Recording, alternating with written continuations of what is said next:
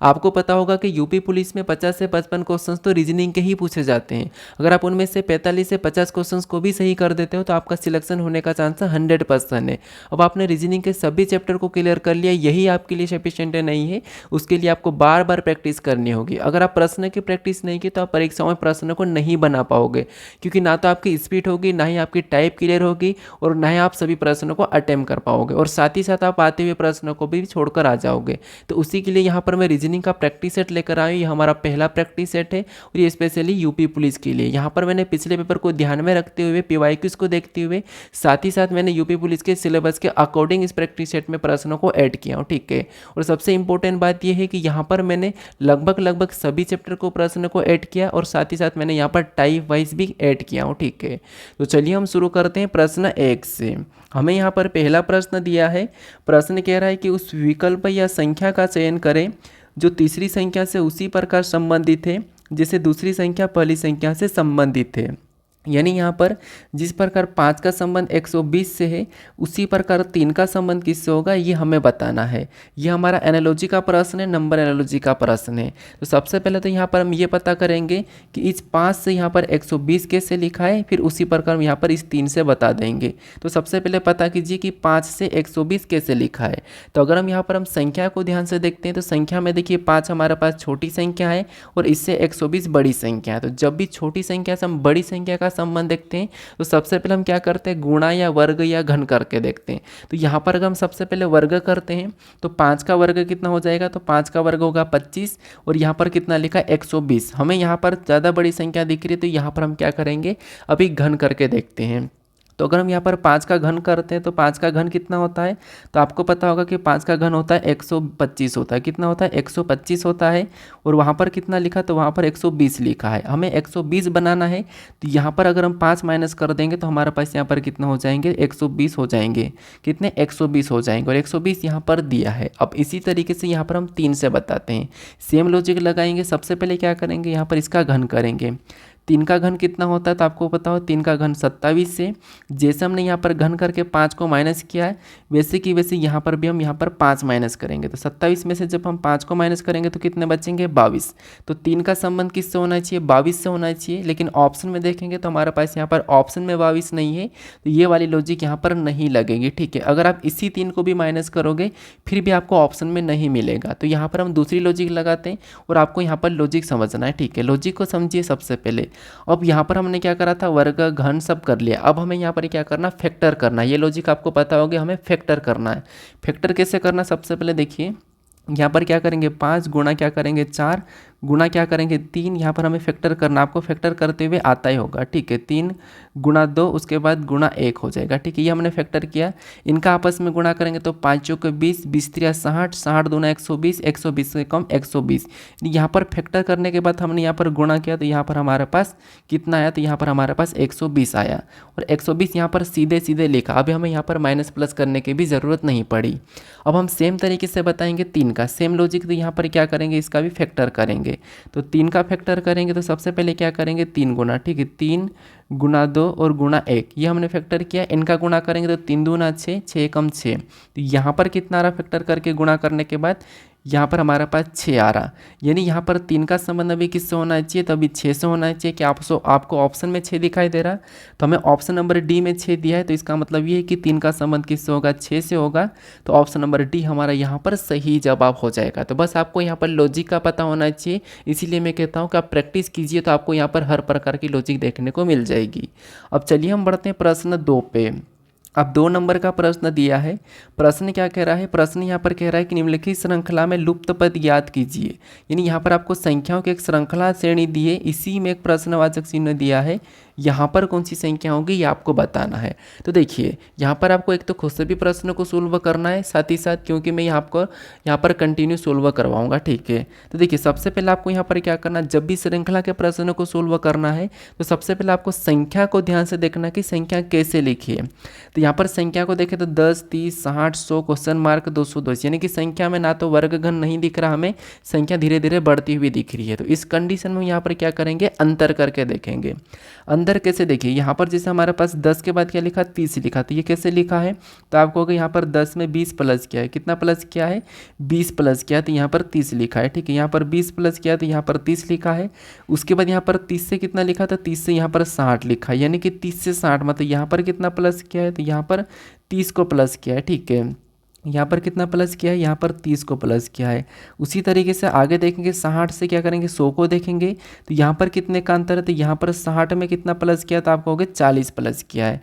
अब यहाँ पर अगला हमारे पास क्या है, प्रश्नवाचक चिन्ह है। तो पैटर्न को समझे हम, तो यहाँ पर देखिए 20 प्लस 30 प्लस 40 प्लस, यानी कि 10-10 का अंतर यहाँ पर हो रहा है।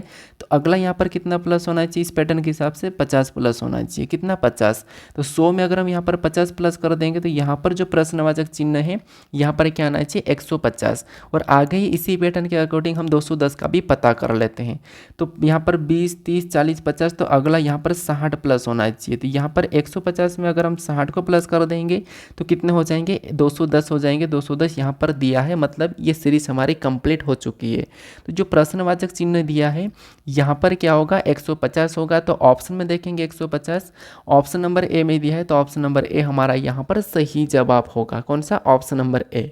अब चलिए हम बढ़ते हैं प्रश्न 3 पे। अब 3 नंबर का प्रश्न दिया है।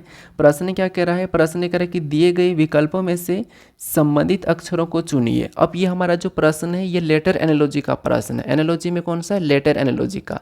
आपको पता होगा कि एनालॉजी में कई सारे प्रकार होते हैं, जैसे शब्द एनालॉजी, नंबर एनालॉजी, उसके बाद लेटर एनालॉजी, उसके बाद आपको समुच्चय वाले भी देखने को मिल जाएंगे। ठीक है, तो यहाँ पर लेटर एनालॉजी है। तो यहाँ पर भी हम सबसे पहले पता करेंगे कि CAE का संबंध X से Z V से कैसे है, और उसी प्रकार यहाँ पर JHL का संबंध बताएंगे। ठीक है, तो यहाँ पर पता है कि जी अब लेटर का संबंध आपको पता है, लेटर से तो अल्फ़ाबेट में या तो माइनस प्लस हुआ होगा या फिर उनका विपरीत लिखा होगा, ये आपको पता होगा। आप यहाँ पर क्रॉस आगे पीछे ये चीज़ें तो आपको पता ही होगी। ठीक है, तो यहाँ पर देखिए एक एक को देखेंगे। यहाँ पर सी से क्या लिखा, एक्स लिखा। अब आपको यहाँ पर अगर ध्यान से देखोगे तो सी का अपोजिट एक्स है, यानी कि सी का विपरीत लेटर क्या है, एक्स है। ठीक है, और ए से यहाँ पर जेड लिखा, तो ए का भी विपरीत लेटर क्या है, जेड है।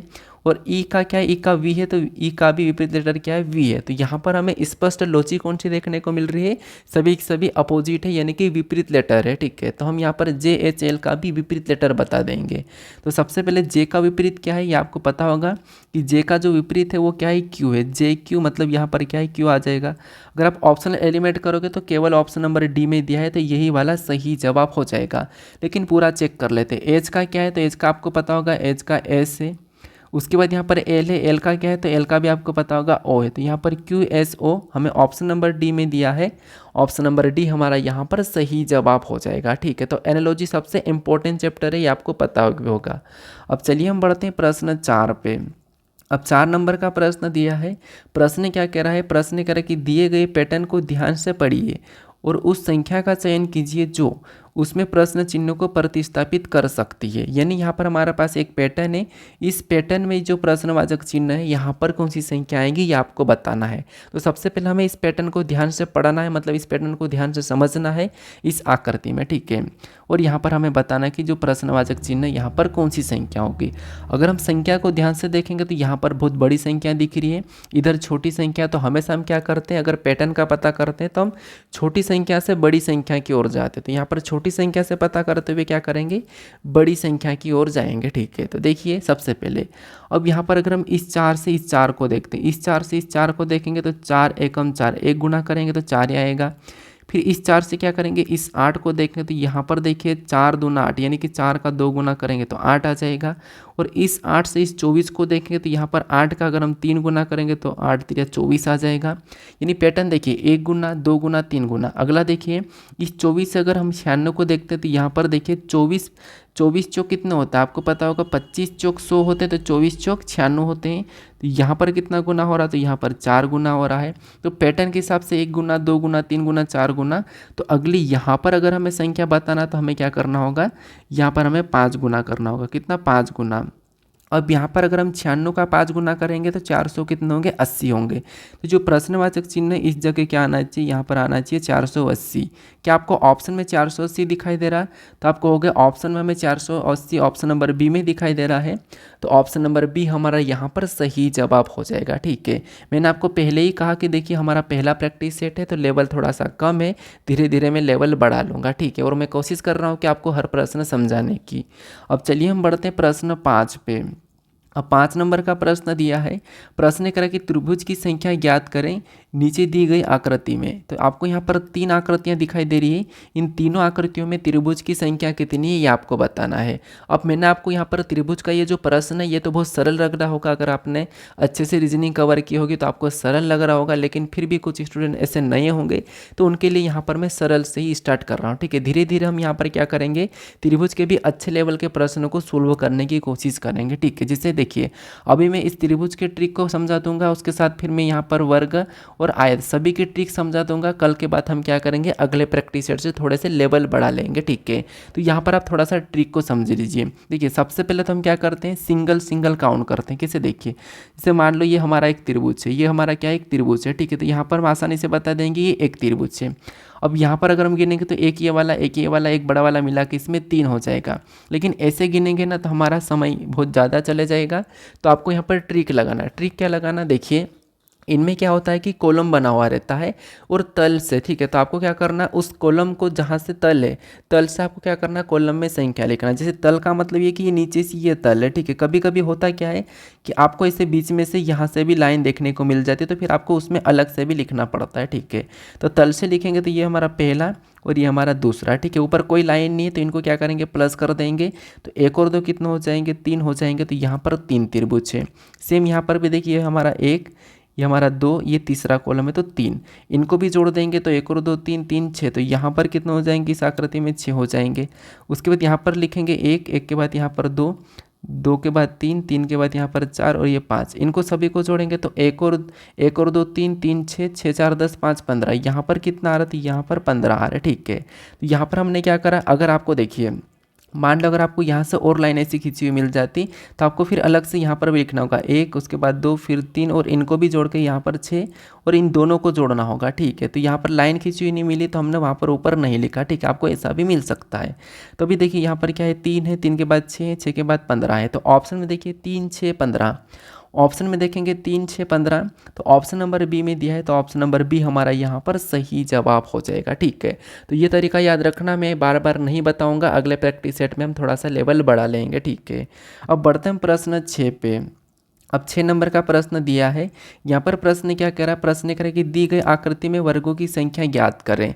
अभी मैंने आपको त्रिभुज कैसे काउंट करना है उसकी ट्रिक बताई, अभी आपको यहाँ पर वर्ग भी सीखना है। ठीक है, तो दी गई आकृति में वर्गों की संख्या काउंट करें, और ऐसा कैसा प्रश्न 2024 वाली भर्ती में भी सेम पूछा गया था प्रश्न। ठीक है, याद रखना, आप प्रीवियस ईयर पेपर उठा के देख लेना। तो देखिए आपको यहाँ पर अगर गिनोगे तो 1 2 3 4 5 6 7 8 9, फिर 4 4 करके ऐसे गिनोगे तो कन्फ्यूज हो जाओगे। तो यहाँ पर आपको क्या करना है, यहाँ पर भी आपको कॉलम में संख्या लिखना है। अब यहाँ पर आपको आइट मतलब क्या करना है, तलवल नहीं देखना है, आपको यहाँ पर कॉलम में संख्या आइट साइड से लिखना है। एक बार एक साइड से लिख लो, किसी भी साइड से लिख सकते हो, और एक बार ऊपर नीचे से, तो ऊपर या नीचे कहीं से भी लिख लो। तो मान लो मैं यहाँ साइड से लिख रहा हूँ, तो ये हमारा पहला कॉलम है, ये हमारा दूसरा कॉलम है और ये हमारा तीसरा कॉलम है। ऊपर से लिखेंगे तो ये हमारा पहला कॉलम है, ये हमारा दूसरा कॉलम है, ये हमारा तीसरा कॉलम है। ठीक है, ऐसा लिखने के बाद, क्योंकि देखिए ये पहला कॉलम, ये दूसरा कॉलम, ये तीसरा कॉलम, ऊपर से देखेंगे तो ये पहला कॉलम, ये दूसरा कॉलम, ये तीसरा कॉलम, तो ऐसा आपको जो जो कॉलम है वहाँ पर संख्या लिखना। इनमें भी टाइप होती है, मैं धीरे धीरे करवा दूंगा। ठीक है, अब ऐसा लिखने के बाद आपको यहाँ पर क्या करना होगा, गुणा करना होगा लास्ट से लास्ट वाली का। कैसे, देखिए जैसे ये लास्ट है और ये लास्ट है, कोई भी संख्या हो सकती, जरूरी नहीं कि कॉमन ही हो। तो यहाँ पर लास्ट है क्या, 3 है, तो 3 का 3 के साथ गुणा करेंगे तो 3 3 9 हो जाएगा। उसके बाद इस 2 का इस 2 के साथ करेंगे तो 2 दूना कितना हो जाएंगे, 4 हो जाएंगे। और इस 1 का इस 1 के साथ करेंगे तो 1 एकम 1 ही होगा। कभी कभी क्या होता है कि इधर 4 इधर 3 होते हैं तो एक संख्या छूट जाती है, तो जो छूट जाती है ना संख्या, उसे छोड़ देना। ठीक है, याद रखना, कभी कभी ऐसा होता भी है। अब ऐसा करने के बाद इनको क्या करेंगे, सभी को जोड़ देंगे। तो यहाँ पर देखिए 4 और 1 कितने हो जाएंगे, 5, 5 और 9 कितने हो जाएंगे, 14। तो यहाँ पर कितने 14 आए हैं। तो यहाँ पर देखिए इस आकृति में वर्गों की संख्या कितनी है, 14 है। तो ऑप्शन में देखेंगे तो ऑप्शन नंबर सी में दिया है, तो ऑप्शन नंबर सी हमारा यहाँ पर सही जवाब हो जाएगा। ठीक है, कौन सा, ऑप्शन नंबर सी वाला। अब चलिए हम बढ़ते हैं प्रश्न 7 पे। अब 7 नंबर का प्रश्न दिया है। प्रश्न कह रहा है कि दी गई आकृति में आयतों की संख्या ज्ञात करें। अब मैंने आपको त्रिभुज बता दिया, वर्ग बता दिया, अब यहाँ पर आयत। तो आयत अगर आपको पहले से सोल्व करते आता है, मान लो इनकी ट्रिक पता है, तो आप मुझे सोल्व करके कमेंट करके भी बता सकते हो। ठीक है, ताकि मुझे ये पता चले कि आपको पहले से आता है, तो मैं थोड़ा सा और लेवल बढ़ा दूंगा। तो देखिए, सबसे पहले आपको पता होगा कि अभी यूपी पुलिस में भी 15 से 20 दिन बचे हैं, तो हम आसानी से सभी टाइप के प्रश्न कवर कर लेंगे। बस आपको प्रैक्टिस सेट मिस नहीं करना है। इसकी पहला प्रैक्टिस सेट है, जब मैं दूसरा प्रैक्टिस सेट लाऊंगा तो इनसे और डिफरेंट प्रश्न रहेंगे, सेम टाइप के नहीं रहेंगे। इसलिए मैं कह रहा हूँ कि आपको मैं हर टाइप के प्रश्न कवर करवा दूंगा। ठीक है, तो यहाँ पर देखिए, इनमें भी आपको सेम अभी हमने वर्ग काउंट किया ना, वैसा कि वैसा कॉलम में संख्या लिखना है। कैसे, देखिए ये हमारा पहला कॉलम है, ये हमारा दूसरा कॉलम है। ठीक है, ये हमारा दूसरा कॉलम है, ये हमारा तीसरा कॉलम है। ऐसा लिखने के बाद आपको ऊपर भी लिखना है, ये हमारा पहला कॉलम है, ये हमारा दूसरा कॉलम है, ये हमारा तीसरा कॉलम है। अब वहाँ पर हमने क्या करा था, वर्ग के समय लास्ट से लास्ट वाले के साथ गुणा कर रहे थे। लेकिन जब आपको आयत गिनना है तो आपको लास्ट से लास्ट वाले के साथ कोई गुणा नहीं करना है। आपको सबसे पहले तो अलग अलग कॉलम को जोड़ लेना है। जैसे इनको प्लस कर देंगे तो यहाँ पर कितने हो जाएंगे, यहाँ पर हमारे पास हो जाएंगे 6 हो जाएंगे। और इनको प्लस कर लेंगे तो यहाँ पर कितने हो जाएंगे, तो यहाँ पर भी हमारे पास कितने 6 हो जाएंगे। जब हम यहाँ पर आइट साइड कॉलम वाले को जोड़ लेते हैं, जोड़ने पर संख्या आती है, उनको फिर आपको क्या करना है, गुणा करना है। ठीक है, ये याद रखना। यहाँ पर आपको जोड़ के पर जोड़ने के बाद जो संख्या आती है उनका गुणा करना। तो 6 का 6 के साथ गुणा करेंगे तो यहाँ पर कितने हो जाएंगे, तो 6 6 36 हो जाएंगे। तो यहाँ पर जो इस आकृति में आयत की संख्या कितनी है, 36 है। ऑप्शन में देखेंगे, ऑप्शन नंबर डी में दिया है, तो ऑप्शन नंबर डी हमारा यहाँ पर सही जवाब हो जाएगा। तो देखिए, त्रिभुज में कॉलम में संख्या लिख के सभी को जोड़ना है तल से, और वर्ग में क्या करना है, ऐसे ही संख्या लिखना है आइट साइड से या ऊपर से, और क्या करना है, लास्ट से लास्ट वाले के साथ गुणा करना है। और आयत में क्या करना है, आपको यहाँ पर भी कॉलम में संख्या तो लिखना है, लेकिन आपको क्या करना है, उन संख्या को यानी कि उन कॉलम को जोड़ के फिर आपस में गुणा करना है। ठीक है, तो ये 3 प्रकार के त्रिभुज मतलब 3 प्रकार की आकृतियाँ हैं, इनको गिनने के तरीके मैंने आपको बता दिया है। अब बढ़ते हैं प्रश्न 8 पे। अब 8 नंबर का प्रश्न दिया है। प्रश्न क्या कह रहा है, प्रश्न कह रहा है कि एक घन की 3 स्थितियां दी गई है, उनके आधार पर ज्ञात कीजिए कि दिए गए घन में संख्या 2 के विपरीत कौन सी संख्या होगी। अब यहाँ पर आपको 3 पासे दिए हैं, इन 3 पासों में 2 के विपरीत कौन सी संख्या होगी ये आपको बताना है। अब आप कहोगे कि सर पासे का प्रश्न तो हमने यूपी पुलिस में देखा नहीं। हाँ ठीक है, नहीं देखा है, लेकिन मैंने क्या कहा कि लगभग मैं सभी चैप्टर के प्रश्नों को प्रैक्टिस करवाऊंगा, ताकि आप कभी भी मान लो बाई चांस आ भी क्या, तो ऐसा नहीं कि यार आप जहाँ पर आपको 50 प्लस क्वेश्चन सही करना था लेकिन आपने प्रैक्टिस नहीं की तो प्रश्न छूट जाए। नहीं, मैं सब करवा दूंगा, आपको एक भी प्रश्न नहीं छूटेंगे। ठीक है, और प्रश्न छूटना नहीं चाहिए यार, मैंने पहले ही कहा था कि आपको 45 से 50 क्वेश्चन तो नॉर्मली कर देना चाहिए। ठीक है, तो देखिए, जब भी आपको एक से अधिक पासे को सोल्व करना है तो वहाँ पर आपको कॉमन सतह देखना है। कॉमन सतह कैसे देखना है, पहले 2 पासों में सबसे पहले कॉमन सतह देखेंगे, नहीं मिलेगी तो दूसरे को छोड़ के पहले से तीसरे में देखेंगे, फिर भी नहीं मिलेगी तो पहले वाले को छोड़ के हम क्या करेंगे, दूसरे और तीसरे में देखेंगे। ठीक है, ये कॉमन देखने का तरीका है। हम पहले 2 पासों में कॉमन देखते हैं, और इन दोनों पासों में कॉमन हमें क्या दिखाई दे रहा है, तो आप कहोगे इन दोनों पासों में कॉमन जो हमें दिखाई दे रहा है वो 1 दिखाई दे रहा है। अब जो हमें कॉमन दिखाई दे रहा है हम क्या करते हैं, उनको अलग अलग लिख लेते हैं। जैसे ये पहले पासे का कॉमन है और ये हमारा दूसरे पासे का कॉमन है। ठीक है, सॉरी एक ही था तो मैं एक ही लिखूंगा, ये दूसरे पासे का कॉमन है। अब ऐसा लिखने के बाद हम क्या करते हैं, घड़ी की दिशा में चल के लिख लेते हैं। तो पहले पासे में हम कॉमन से चलेंगे, आपको सभी में क्या करना है, कॉमन से ही चलना है। तो पहले पासे में घड़ी की दिशा में चलते तो यहाँ पर हमें 2 मिला, इससे और आगे चलेंगे तो यहाँ पर हमें 3 मिला। तो जैसे मिला वैसे लिख लेंगे, पहले पासे में चले थे तो 2 मिला था, आगे चले तो हमें यहाँ पर 3 मिला तो उसको लिख लेंगे। अब हम दूसरे पासे में भी कॉमन से चलेंगे तो हमें यहाँ पर 5 मिला, फिर आगे चलेंगे तो हमें यहाँ पर 4 मिला। तो जैसा मिला वैसा लिखेंगे, सबसे पहले 5 मिला, फिर हमें यहाँ पर 4 मिला। ठीक है, अब ऐसा करने के बाद आपको यहाँ पर क्या करना है, इन संख्या को आमने सामने करना, जोड़े बनाना। तो ये मैंने इसके सामने इसको कर दिया, इसके सामने इसको कर दिया और इसके सामने मैंने इसको कर दिया। अब हमें यहाँ पर किसका पूछा था, आप कहोगे 2 का पूछा। 2 के सामने कौन है, 5 है। तो जो आमने सामने ये एक दूसरे के विपरीत है, ठीक है। जो आमने सामने एक दूसरे के अपोजिट है, तो 2 के सामने 5 है, 5 के सामने 2 है। तो 2 के सामने 5 है, तो 2 का विपरीत क्या होगा, 5 होगा। तो ऑप्शन नंबर ए यहाँ पर सही जवाब हो जाएगा। अगर आपको 3 का पूछा जाता तो 4, 4 का 3। अगर आपको बाई चांस 1 का पूछा जाता, मतलब कॉमन का ही पूछा जाता, तो क्या बताते, तो आपको पास में एक संख्या अलग दिखाई दे रही होगी, वो उसकी हो जाएगी। तो कौन सी दिखाई दे रही, तो यहाँ पर आपको पता होगा 6 दिखाई दे रही, तो 6 यहाँ पर 1 के विपरीत हो जाएगी। कॉमन के विपरीत वो होता है जो नहीं दिखाई देता, क्योंकि आपको पता होगा कि विपरीत हमेशा छिपा हुआ रहता है। तो यहाँ पर एक साथ है, तो इसका मतलब इनका विपरीत छिपा हुआ था, जो छिपा हुआ था वो इस पास पे है, तो इसीलिए यहाँ पर 1 का विपरीत क्या हो जाएगा, 6 हो जाएगा और 2 का 5 हो जाएगा, ठीक है। अब चलिए हम बढ़ते हैं प्रश्न 9 पे। अब 9 नंबर का प्रश्न दिया है। प्रश्न क्या कह रहा है, प्रश्न कह रहा है कि निम्नलिखित में से कौन सा समूह दिए गए आर्य का सबसे अच्छा प्रतिनिधित्व करता है। अब आप कहोगे कि सर ये प्रश्न तो थोड़ा सा हाई लेवल का है, मतलब हमें ऑप्शन से चेक करना पड़ेगा। तो हाँ, मुझे इससे पहले आपको ना डायग्राम बनाने वाला सिखाना था, लेकिन मैंने उसको ऐड नहीं किया, उसके बदले मैंने इसको ऐड कर दिया। कोई बात नहीं, वेन डायग्राम की 3 टाइप है और 3 टाइप अगर आपने अच्छी सी कर ली, 3 प्रैक्टिस सेट में ही क्लियर हो जाएगी। यार देखिए, ये पहली टाइप है, इससे ही दूसरी टाइप तीसरी टाइप में करवा दूंगा। फिर हालांकि देखिए हमें कुछ नहीं करना, डायग्राम में ही बनाना है। तो यहाँ पर हमें बस, यहाँ पर जो हमें डायग्राम बना हुआ दिख रहा है, ये डायग्राम विकल्प में से किन शब्दों का बनेगा, बस हमें ये बताना है। तो देखिए विकल्प से हम चेक करते हैं। जैसे देखिए विकल्प ए में कह रहा कि सांप, सांप का डायग्राम कैसा बनेगा, तो आपको कहोगे देखिए सबसे पहले सांप दिया है, तो मैंने मान लो सांप का डायग्राम बना लिया। उसके बाद सांप का डायग्राम बना लिया। दूसरा शब्द क्या दिया है, दूसरा शब्द दिया सरीसृप। अब देखिए सरीसृप दिया है, क्या सरीसृप का डायग्राम हम डायरेक्ट बना देते, नहीं, हम ये देखेंगे कि सरीसृप और सांप का आपस में कोई संबंध है या नहीं है। तो आप कहोगे जितने भी सांप है सभी के सभी सरीसृप के अंदर आते हैं। तो डायग्राम कैसा बनेगा, सरीसृप इसके बाहर हो जाएगा और अंदर इसके अंदर सांप आ जाएगा, ठीक है। और तीसरा क्या है, तीसरा हमें दिया जहरीला। अब जहरीला का डायग्राम कैसे बनाएंगे, तो जहरीला का डायग्राम बनाने से भी पहले हम ये देखेंगे कि जो हमने अभी यहाँ पर सांप और सरीसृप का डायग्राम बनाया, क्या इनका जहरीला से कोई संबंध है या नहीं है। तो क्या आप कहोगे क्या सरीसृप जहरीले होते हैं, होते हैं। क्या सांप होते हैं, सांप भी होते हैं। हाँ, लेकिन सभी के सभी सांप जहरीले नहीं होते और सभी के सभी सरीसृप भी जहरीले नहीं होते हैं, मतलब कुछ होते हैं। तो यहाँ पर जो डायग्राम बनेगा यहाँ पर इस टाइप का बनेगा कि कुछ सांप जहरीले होते हैं, कुछ सरीसृप भी जहरीले होते हैं, सभी के सभी नहीं होते हैं। तो डायग्राम जो हमारा यहाँ पर मैच होना था वो इसी ऑप्शन नंबर ए वाले से ही मैच हो गया है। तो यही वाला सही जवाब हो जाएगा। अगर आप दूसरे का बनाओगे तो दूसरे का कैसा बनेगा, थोड़ा सा हम उसको भी देख लेते हैं, ठीक है, क्योंकि क्लियर होना ज़रूरी है। तो दूसरे का देखिए, जैसे यहाँ पर सांप दिया है, तो सांप का ठीक है, ये मैंने सांप का डायग्राम बना लिया।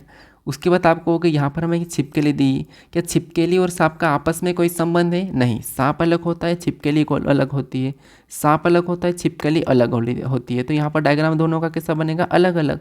अब यहाँ पर ऐसा कोई दिख नहीं रहा कि अलग अलग है, तो यहाँ पर हमने पहले ही इसको गलत कर दिया, क्योंकि डायग्राम पहले ही अलग अलग बन रहा है। तो ऑप्शन नंबर बी नहीं होगा। इस प्रकार अगर आप देखोगे, जैसे बिल्ली है, घरेलू है, जंगली है, क्या सब यहाँ पर सभी की सभी बिल्लियाँ, यहाँ पर कुछ कुछ का बनेगा। जैसे मान लो ये बिल्ली है, ठीक है। अब सभी की सभी बिल्ली घरेलू नहीं होती, कुछ बिल्ली होती है। यहाँ पर मैं कुछ बिल्ली को क्या करूँ, यहाँ पर घरेलू में बना दूँ। अब यहाँ पर ऐसा है कि सभी की सभी बिल्ली, जो कुछ बिल्ली ऐसी घरेलू होती है वो भी जंगली होती है, और कुछ बिल्ली मतलब घरेलू बिल्ली जंगली होती है। तो यहाँ पर डायग्राम जो बनेगा कुछ इस टाइप से बन जाएगा। तो इसलिए ये भी गलत होगा। इस प्रकार अगर आप चेक करोगे, यहाँ पर भी देखिए मेंढक, सरीसृप और जहरीला। अब मेंढक सरीसृप के अंदर ही आता है और जहरीला, तो यहाँ पर मेंढक जो कि अलग हो जाएगा, ठीक है। तो डायग्राम जो हमारा परफेक्ट मैच होगा वो ऑप्शन नंबर ए से होगा। तो ऑप्शन नंबर ए हमारा यहाँ पर सही जवाब होगा, ठीक है। अब बढ़ते हैं प्रश्न 10 पे। अब 10 नंबर का प्रश्न दिया है, ये हमारा वेन डायग्राम का एक दूसरी टाइप का प्रश्न है। प्रश्न क्या कह रहा है, प्रश्न कह रहा है कि आकृति में कितने लोग केवल नाटक बी और नाटक सी को देखते हैं। अब यहाँ पर ऐसा होता है कि दी गई आकृति को ध्यानपूर्वक अध्ययन करें और दिए गए आरेख में अध्ययन करके आप यहाँ पर ऐसा बताएं। ऐसा प्रश्न बहुत बड़ा पूछता है, लेकिन मैंने छोटा सा लिया हूँ, ठीक है। यहाँ पर देखिए, बस हमें तो इतना सा कहना है कि प्रश्न क्या कह रहा है, क्योंकि यहाँ पर देखिए, जैसे यहाँ पर अगर मैं करूँ कि ये जो वृत्त दिखाई दे रहा है, इसके अंदर जितनी भी संख्या वो सभी के सभी अपना आप में क्या है, वो सभी के सभी अपना आप में नाटक ए है। और उसके बाद अगर आपको यहाँ पर इसके अंदर जितनी भी संख्या दिखाई दे रही है वो सभी की सभी अपना आप में यानी कि अंदर ही अंदर क्या है, तो वो नाटक बी है। उसके बाद अगर आपको यहाँ पर जो एक और वर्ग दिया इसके अंदर जितनी भी संख्या वो सभी की सभी अपने आप में नाटक सी है, ठीक है।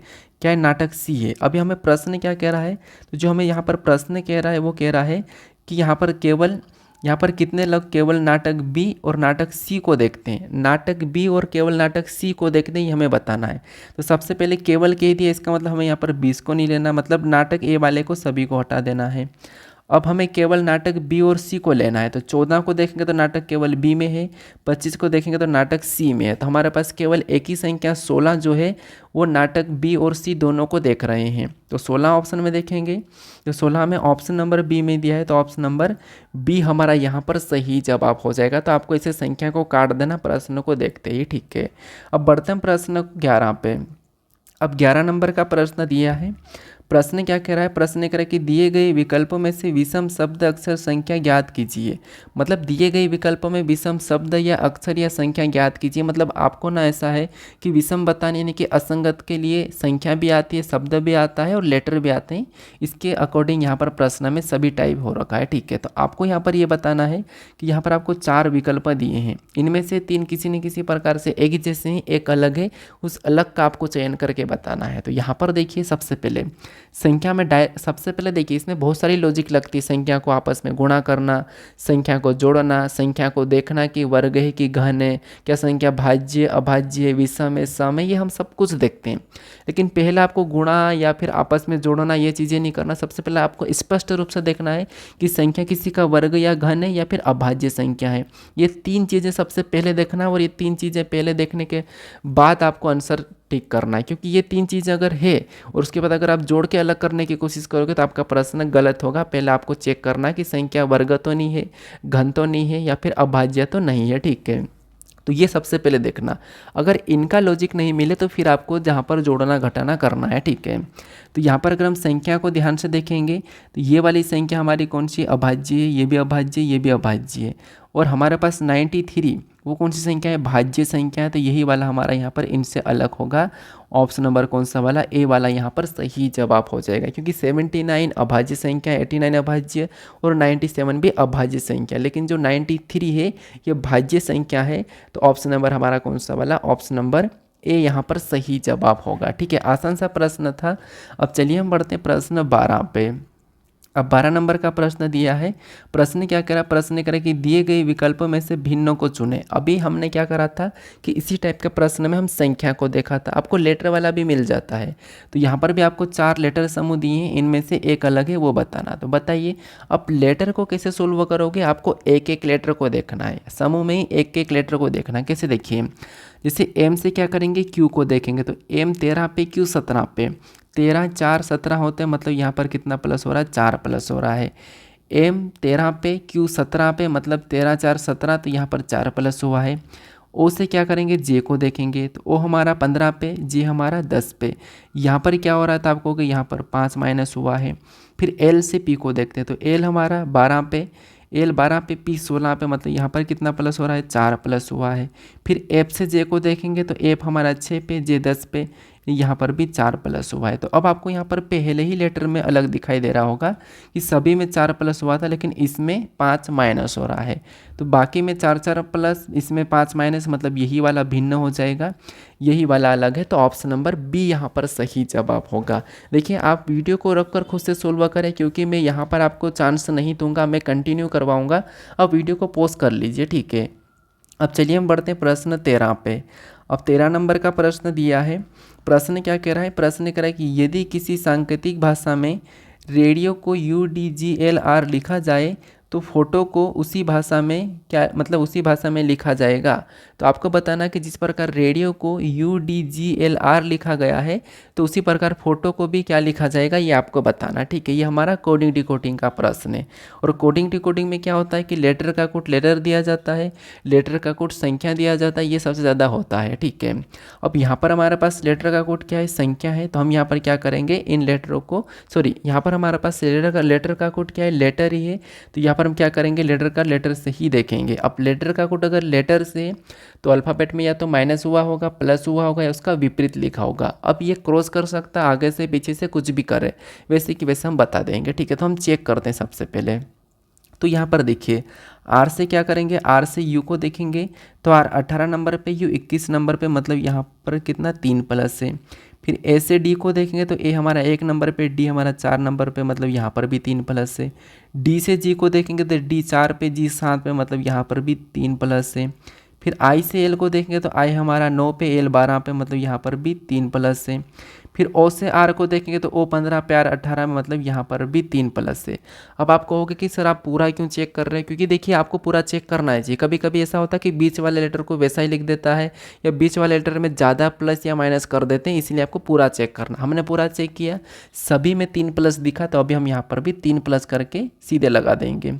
तो पी हमारा 16 पे आता है, 3 प्लस करेंगे तो एस आ जाएगा।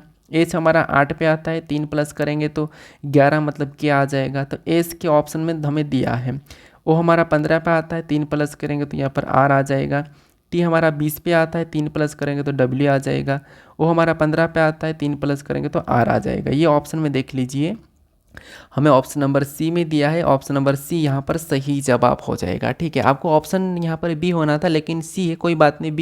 बी यहाँ पर नीचे हो रखा, ठीक है, कोई बात नहीं, लेकिन ऑप्शन हमारा यही वाला सही जवाब होगा। अब चलिए हम बढ़ते हैं प्रश्न 14 पे। अब 14 नंबर का प्रश्न दिया है। प्रश्न क्या कह रहा है, प्रश्न कह रहा है कि यदि किसी सांकेतिक भाषा में यहाँ पर लव को 13p 23 एप लिखा जाए तो लाइव को कैसे लिखा, मतलब किस भाषा में लिखा जाएगा, ये हमें प्रश्न पूछा है। तो मैंने अभी यहाँ पर लेटर का कोड लेटर ही वाला करवाया, अभी यहाँ पर लेटर का कोड संख्या में है। तो कुछ नहीं करना, आपको यहाँ पर भी पता करना है कि लव को 13p 23 एप कैसे लिखा, ये पता करना है। तो देखिए सबसे पहले हमारे पास लेटर भी है और संख्या भी है। तो यहाँ पर हमें कुछ को लेटर में रखना है, कुछ को हमें संख्या में लेना है। तो जिससे अगर हम एल से देखेंगे तो एल आपको पता है ABCD में कितने नंबर पे आता है, तो एल हमारा 12 नंबर पे आता है, लेकिन यहाँ पर क्या लिखा है 13 लिखा है।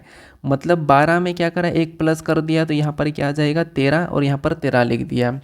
फिर यहाँ पर ओ हमारा कितने नंबर पे 15 पे आता है, यहाँ पर भी 15 में 1 प्लस करेंगे तो कितने हो जाएंगे 16, और 16 नंबर पे मतलब 16 आना चाहिए, लेकिन वहाँ पर सीधा 1 प्लस करके ओ के बाद पी लिख दिया, ठीक है। यहाँ पर भी 1 प्लस, तो पहले लेटर की संख्या लिखी प्लस 1 करके, दूसरे में उसी को मतलब लेटर को लिख दिया। तीसरे में देखते हैं वी 22 पे आता है, यहाँ पर क्या लिखा 23, तो 22 नहीं लिखा 23 लिखा, इसका मतलब यहाँ पर भी संख्या में करके 1 प्लस कर दिया है। फिर ई हमारा कितने नंबर पे 5 नंबर पे आता है, यहाँ पर भी 1 जोड़ेंगे तो एफ हो जाएगा, तो यहाँ पर भी 1 प्लस करा। अब यहाँ पर हमें जो लॉजिक देखने को मिली वो कैसी वाली लॉजिक देखने को मिल रही है, यहाँ पर सभी में 1 प्लस तो हो रहा है, लेकिन पहले वाले में क्या करा था उसने संख्या में बदल के प्लस करके संख्या लिखी, दूसरे वाले में लेटर ही लिख दिया। फिर वापस से क्या करा 1 प्लस तो करा लेकिन संख्या लिखा, फिर लास्ट वाले में वापस से लेटर को लिखा। तो वैसे कि वैसे पहले वाले में 1 प्लस करेंगे तो एल हमारा कितने नंबर पे 12 में 1 प्लस करेंगे तो 13, तो यहाँ पर पहले हम सबसे पहले संख्या को सीधा लिखेंगे क्योंकि इसने भी पहले संख्या को लिखा। दूसरे में 1 प्लस करेंगे तो आई के बाद क्या आता जे आता, तो यहाँ पर जे आ जाएगा। उसके बाद एफ में क्या करेंगे 1 प्लस करेंगे तो जी, और जी का क्या 7 नंबर पे आता, तो यहाँ पर हम 7 लिखेंगे। फिर लास्ट वाले में वापस से लेटर को ही लिख देंगे। ई के बाद क्या आता एफ आता, तो यहाँ पर हम एफ को लिख देंगे।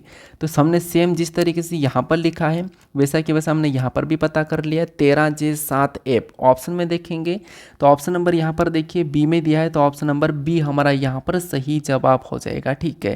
क्योंकि ऑप्शन ए बी सी वाले ऊपर नीचे है, तो आपको ध्यान से देखना है, जहाँ पर ऑप्शन में मैच हो वहीं पर लगाना है। तो हमने यहाँ पर सेम तरीका लगाया था।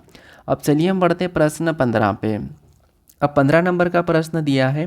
प्रश्न करा कि यदि दर्पण को रेखा पर रखा जाए तो कौन सी उत्तर आकृति दी गई आकृति की सही दर्पण छवि है। यानी इस जो हमें यहाँ पर आकृति दिखाई दे रही है इसकी ए बी रेखा प्रतिबिंब कैसी बनेगी ये आपको बताना है।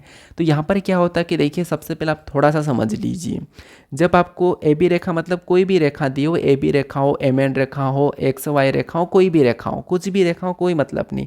रेखा एक तो आपको खड़ी देंगे, एक आपको रेखा खड़ी देंगे जैसे यहाँ पर दिखाई दे रही, एक रेखा आपको आड़ी देंगे, दो ही रेखा आपको देखने को मिलेगी, ठीक है। तो ये कौन सी रेखा है, तो ये हमारी खड़ी वाली रेखा है। ये कौन सी खड़ी वाली रेखा है, और ये वाली कौन सी रेखा है, तो ये हमारी आड़ी वाली रेखा है, ठीक है। आड़ी मतलब पूरी तरह से लेटी हुई, ठीक है।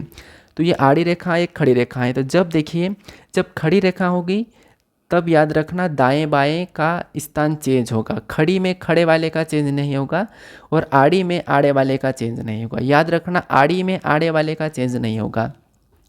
यानी अगर मैं यहाँ पर एक एग्जांपल दूं कि मान लो मैंने यहाँ पर क्या करा कि यहाँ पर मैंने एक यहाँ पर कोई ये चीज़ बनाई, ठीक है, इसको मैंने यहाँ पर रखा और एक को मैंने यहाँ पर रखा, ठीक है, और सेम मैंने यहाँ पर भी बना ली वैसी की वैसी आकृति। ये एग्जांपल समझा रहा हूँ, उसके बाद आप कर लोगे। अब अगर मैंने इसमें देखो तो मैंने क्या कहा कि देखिए सबसे पहले मैं इसमें देखता हूँ तो आड़ी वाली मतलब खड़ी वाली में खड़े वाले चेंज नहीं होंगे, आड़े वाले चेंज होंगे। तो खड़े वाले चेंज नहीं होंगे, इसका मतलब ये है कि खड़े वाला तो ऊपर वाला वैसा ही रहेगा, आड़ा वाला क्या हो जाएगा, दायां का बायां बायां का दायां हो जाएगा, तो वो यहाँ पर आ जाएगा। और आड़ी वाली में आड़ा वाला चेंज नहीं होगा तो आड़ा वाला चेंज नहीं होगा, तो इसका मतलब आड़ा वाला तो वहीं रहेगा। यहाँ पर खड़ा वाला चेंज होगा तो ऊपर का नीचे आ जाएगा, उधर दाएं का बायां होगा, इधर ऊपर का नीचे होगा। तो ये इस प्रकार का होगा, ठीक है। तो हम यहाँ पर इस चीज़ को चेक करते हैं। अब यहाँ पर हमारे पास खड़ी लाइन, तो खड़ी लाइन में खड़े वाले चेंज नहीं होंगे, खड़े वाले चेंज नहीं होंगे मतलब ये जो दो चीज़ें आपको दिखाई दे रही है, एक ये और एक ये वाली, ये चेंज नहीं होगी, ये वैसी की वैसी रहेगी। चेंज होगी तो ये आपस में ये एक दूसरे के चेंज हो जाएगी, मतलब दाएं बाएं ये वाली चेंज हो जाएगी। तो ऑप्शन में देखिए यहाँ पर अगर हम देखेंगे तो चेंज हो रहा है वो नहीं आ रहा, ऑप्शन नंबर ए नहीं होगा। यहाँ पर भी चेंज नहीं होगा, यहाँ पर भी चेंज नहीं होगा। तो ऑप्शन हमने यहाँ पर क्या करा, गलती निकाल के एलिमिनेट कर दिया है। ऑप्शन हमारे पास बचा है सी वाला, सी वाला सही जवाब हो जाएगा। जब आप इस आकृति को इस साइड बनाओगे तो आकृति वैसी ही दिखाई देगी, ठीक है, कैसी दिखाई देगी, जो मैंने अभी आपको ऑप्शन नंबर सी में लगाया वैसी की वैसी आपको यहाँ पर आकृति दिखाई देगी, ठीक है। मैंने यहाँ पर थोड़ा सा समय लिया हूँ ताकि मैं आपको प्रश्न समझा सकूँ, ठीक है।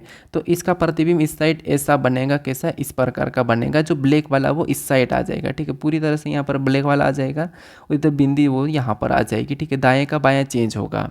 अब चलिए हम बढ़ते हैं प्रश्न 16 पे। अब 16 नंबर का प्रश्न दिया है। प्रश्न क्या कह रहा है, प्रश्न कह रहा है कि उस आकृति की पहचान करें जो पैटर्न को पूरा करती है। मतलब यहाँ पर आपको एक पैटर्न दिया है, इस पैटर्न में प्रश्नवाचक चिन्ह है। इस प्रश्नवाचक चिन्ह के स्थान पर हम किस विकल्प आकृति को रखेंगे कि हमारी आकृति पूरी हो जाएगी, ठीक है। प्रश्न यही कह रहा है कि उस आकृति की पहचान करें जो पैटर्न को पूरा करे। तो देखिए वैसे तो आपको ऑप्शन में क्या है कि सभी आकृति पैटर्न को पूरा करे वैसी दिख रही, लेकिन देखिए मेन बात ये याद रखना कि सबसे पहले आपको उस आकृति को चयन करना है जो आकृति को हम वैसी की वैसी उठाकर वहाँ पर रख दें। तो ऐसी कौन सी आकृति जिसको हम वैसी की वैसी उठाकर रखेंगे तो ये हमारी आकृति पूर्ण होगी। तो आप कहोगे ऑप्शन नंबर ए वाली, क्योंकि देखिए ये वाली लाइन पूरी होगी सबसे पहले, तो यहाँ पर भी ये वाली लाइन दिखाई दे रही है। उसके बाद ये वाली लाइन पूरी होगी तो ये वाली लाइन भी यहाँ पर हमें दिखाई देगी। बाकी जो हमें यहाँ पर दो तीर का निशान है वो भी यहाँ पर दिख रहा है कि ये तो नीचे से तो नीचे से नहीं हो रही, ये इधर साइड से तो साइड से नहीं होगी, ये भी साइड नीचे से तो ये भी नहीं होगी। तो ऑप्शन नंबर बी, सी और डी नहीं होगा। तो यहाँ पर वैसी की वैसी अगर हम उठाकर रखेंगे तो वो वाली आकृति हमारी ए वाली होगी, तो ए वाली से ये आकृति पूरी हो जाएगी, ठीक है।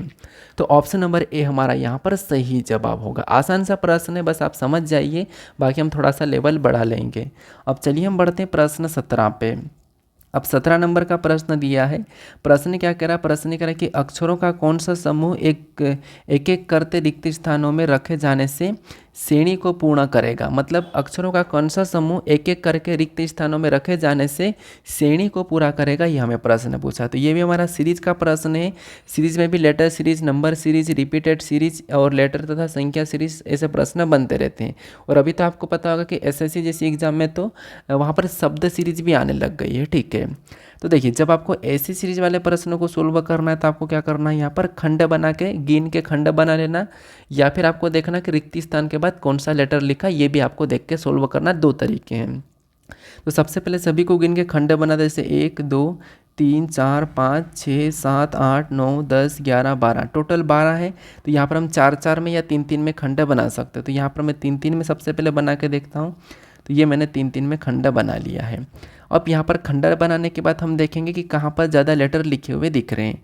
तो आप कहोगे अगर हम लेटर की बात करें तो यहाँ पर हमें लास्ट में ए दिख रहा है और यहाँ पर बी दिख रहा है। यहाँ पर देखिए तो अगर हम देखेंगे डबल ए, यहाँ पर डबल बी, फिर यहाँ पर बी, यहाँ पर बी, तो ऐसा यहाँ पर ये लग रहा है कि हो सकता है कि यहाँ पर अगर मैं ए को भर दूँ, ठीक है, यहाँ पर मैं ए को भर दूँ तो ट्रिपल ए, यहाँ पर बी को भर दूँ ट्रिपल बी, वापस से यहाँ पर ए को भरूँ ट्रिपल ए, यहाँ पर वापस से बी को भरूँ ट्रिपल बी। अगर मैंने ऐसा भरा और यहाँ पर अगर हमारी पूर्ण हो रही तो हम ऑप्शन में देख लेंगे। तो यहाँ पर देखिए ट्रिपल ए ट्रिपल बी, यहाँ पर ट्रिपल ए ट्रिपल बी। इसका मतलब ये है कि हमारी श्रृंखला तो पूर्ण हो चुकी है। जो लेटर हमने भरा है क्या वो ऑप्शन में है, तो ऑप्शन में देख लेंगे। सबसे पहले हमने यहाँ पर ए को भरा, ए के बाद हमने बी को भरा, बी के बाद हमने वापस से ए को भरा, फिर वापस हमने लास्ट में बी को भरा। तो ए बी ऑप्शन में दिया है क्या, तो आप कहोगे ए बी हमें ऑप्शन नंबर देखिए बी वाले में दिया है, तो ऑप्शन नंबर बी यहाँ पर सही जवाब हो जाएगा। इसका मतलब ये है कि श्रृंखला हमारी पूर्ण हो चुकी है और आपको क्या है कि यहाँ पर जो जोड़े बनते हैं हमारे समान बनना चाहिए। जैसे triple A triple B triple A triple B ऐसे समान बनने चाहिए, तो समान बने हैं, तो यहाँ पर हमारा ऑप्शन नंबर बी यहाँ पर सही जवाब होगा। अब चलिए हम बढ़ते हैं प्रश्न 18 पे। अब 18 नंबर का प्रश्न दिया है। प्रश्न क्या कह रहा है, प्रश्न कह रहा है कि जेड वाई का भाई है और एच ए के दादा या नाना है। यहाँ पर वाई एच की बहू और एक्स ए का पिता है। तो यहाँ पर कह रहा है कि जेड का ऐसे क्या संबंध है, ये हमें प्रश्न कह रहा है। तो सबसे पहले देखिए, सबसे पहले ब्लड रिलेशन में स्वयं को लिखना है, आप खुद को लिखना है। अगर आपसे बड़ा कोई पिता है तो उसे ऊपर लिखना है, और पिता का पिता हो तो उसे और ऊपर लिखना है। अगर आपका कोई पुत्र है तो आपको नीचे लिखना है, उसका पुत्र है तो उसके नीचे लिखना है। अगर आपका भाई है तो आपके पास लिखना, बहन लिखा तो आपके पास लिखना है, आपके मामा की लड़की भुआ की लड़की को भी आपके पास ही लिखना है। ठीक है, ये लिखने का तरीका है, क्योंकि बड़े हैं तो ऊपर लिखेंगे, छोटे हैं तो नीचे लिखेंगे, और अपने एज के हैं तो अपने पास लिखेंगे। सिंपल सी बात है। तो यहाँ पर देखिए, सबसे पहले प्रश्न यहाँ पर थोड़ा थोड़ा पढ़ना है, हमेशा याद रखना, थोड़ा थोड़ा पढ़ते हुए आपको डायग्राम बनाना है। तो प्रश्न कह रहा है कि जेड वाई का भाई है।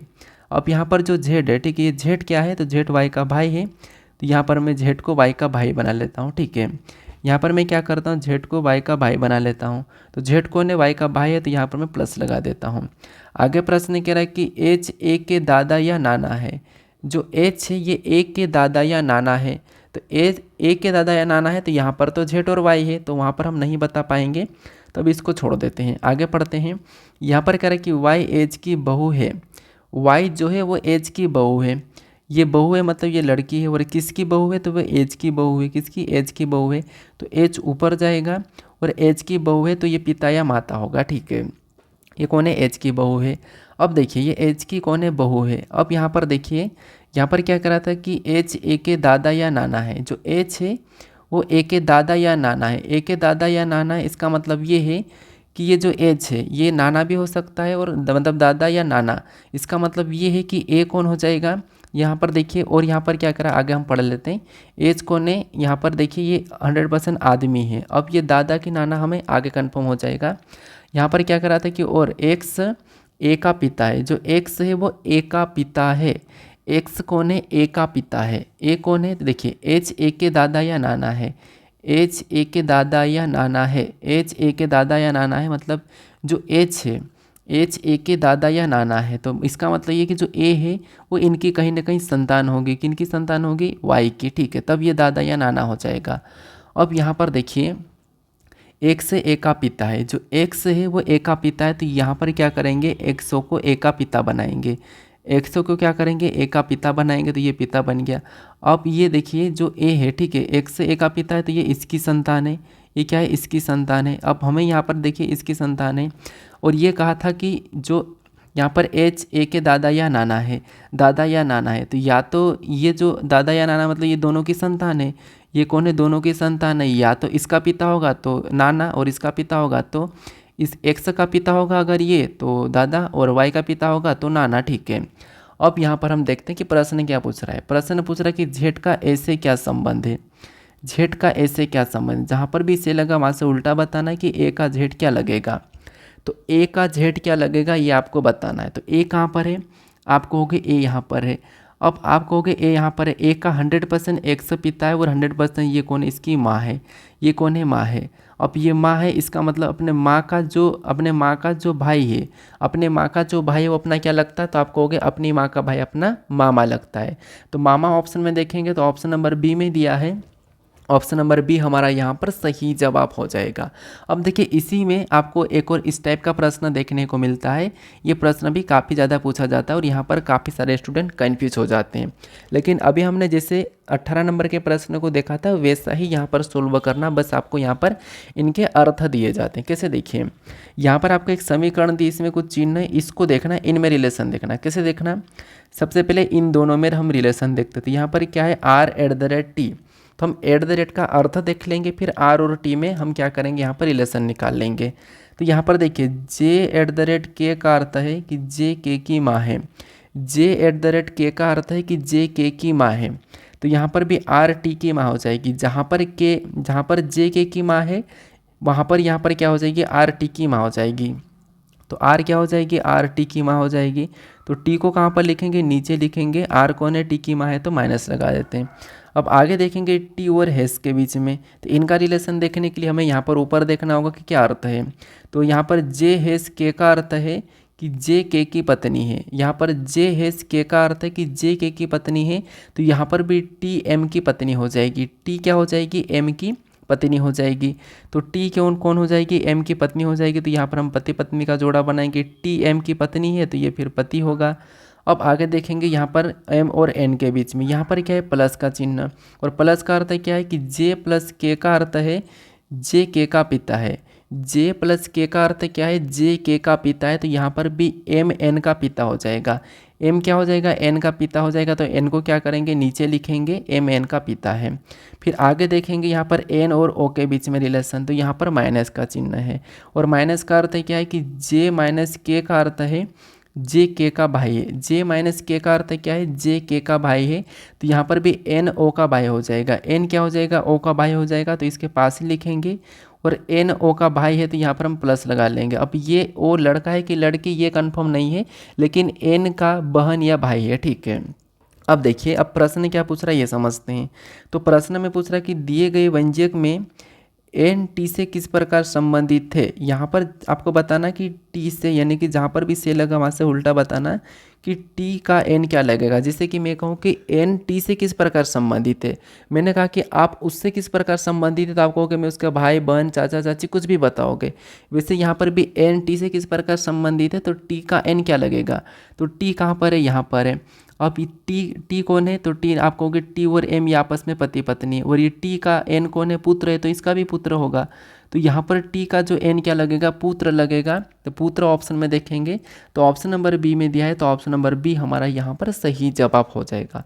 अब आपको यहाँ पर ऐसा लग रहा होगा कि यार सभी क्वेश्चन में ऑप्शन नंबर बी ही सही जवाब क्यों आ रहा, तो भाई हो गया होगा टाइपिंग में, मतलब ऐसा कोई कह नहीं सकते, लेकिन हमने यहाँ पर जो सोल्व कर रहे हैं वो सही है, ठीक है।